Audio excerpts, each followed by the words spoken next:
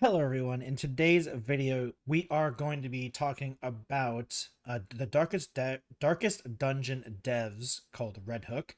We are on PC Gamer today and this is written by Joshua Wolland. It'll be linked down below in the description. The title of the article is Nervous Gulps as Behavior Acquires Darkest Dungeon Dev Redhook a week after killing Dead by Daylight spin-off studio it acquired 2 years ago. And that is... I am also very concerned, but we'll read into this as we go. Redhook has been hooked. The Darkest Dungeon dev has been acquired by Behavioral Interactive, the company behind Dead by Daylight, which would in a deal world be good news, a mutual beneficial arrangement that gets Redhook the support it needs to make new games and that gives Behavior a stake in them. That's certainly how the statement from each company's execs are selling it. Anyway, Behavior CEO Remy Racine says it's part of a plan to make behavior synonymous with horror. Redhook co-founder Chris Barroser says the deal will let the studio open the door to new possibilities. And this is the tweet, which is right here. The way is lit, the path is clear. Today, we are ecstatic to announce our acquisition of Redhook Studios. Darkest Dungeon has long been a series we've enjoyed, and maybe even lost a little sleep over as fans, and the opportunity to welcome Redhook as a fully independent studio under the Behavior banner.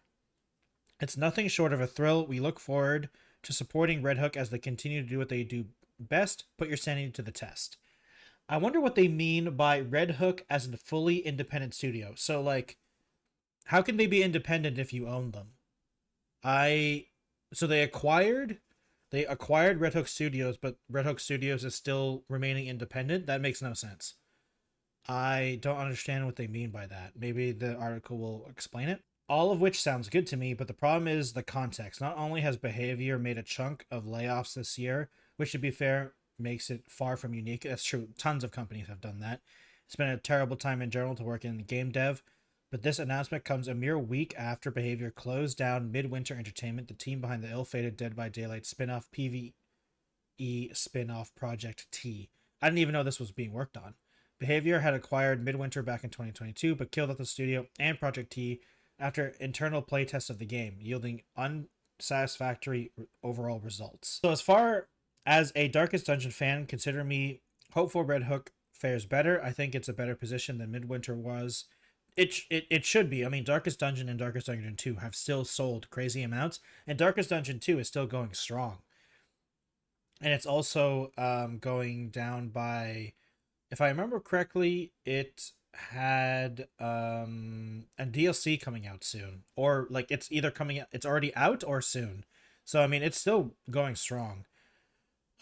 It comes under the Behavior umbrella with a popular series as well as a very popular first game and a slightly more controversial sequel. That's true.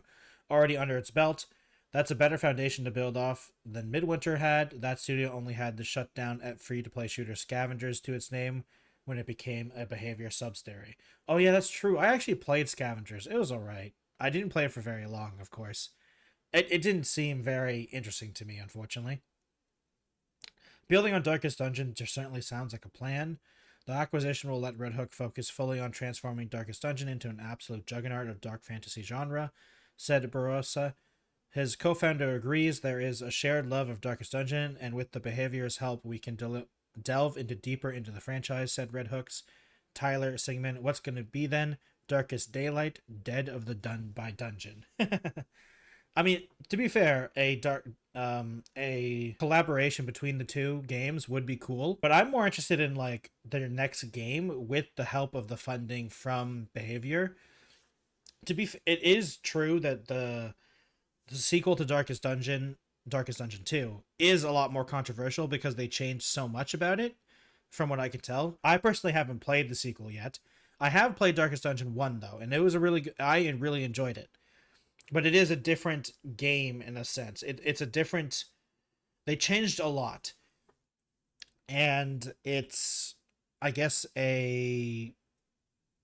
up to them, really. I'm interested what they would do next because of this. I wonder if they mean by, like, we can delve deeper into the franchise. I wonder if they mean, like, different game genres. Because now you have the help of the now that you have the help of them, maybe they have people on that you can bring on to help with other game genres, maybe, is a big one that could be interesting. Um, I mean, obviously the first thing that makes sense is a Dead by Daylight and Darkest Dungeon collaboration.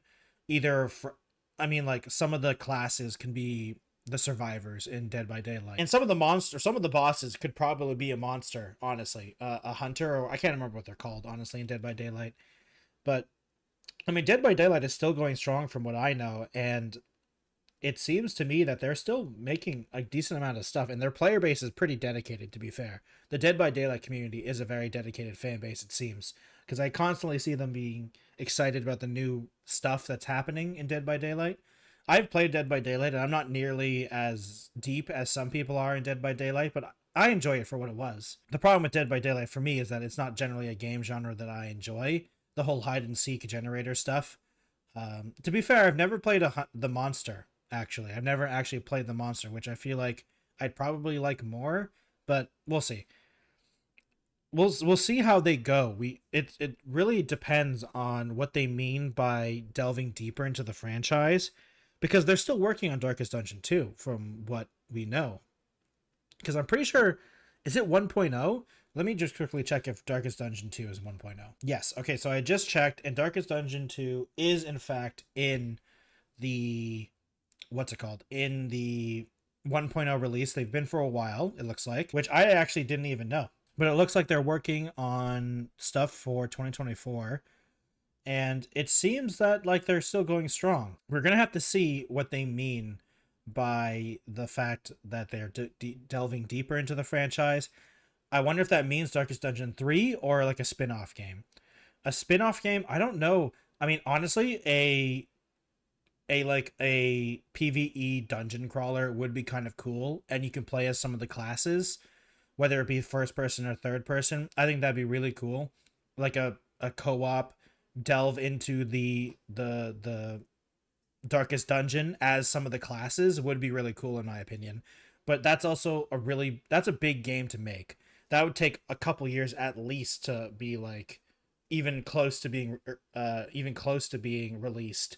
So, but that does sound really fun in my opinion, especially if you can literally just take the classes from Darkest Dungeon 1 and 2 and put them as the playable characters, and the enemies from the actual enemies of the game. The only difference is you have to change obviously you have to change it because it's the genre. Unless you could make it a turn-based game.